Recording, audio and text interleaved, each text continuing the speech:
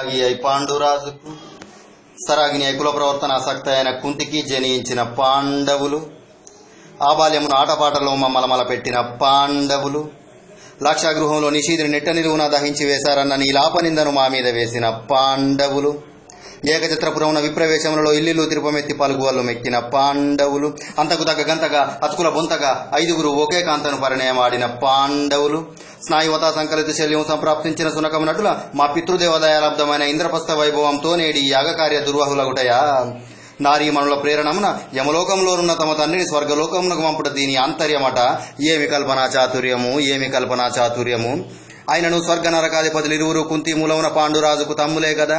ఆయన ఇందు జరగనిదేమి, లోపమేమి.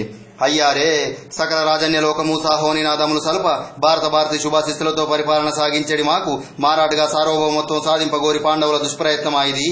సాటి రాజులలో రారాజు కావాలననేడు ధర్మజుడు దుష్టంతరమాయిది.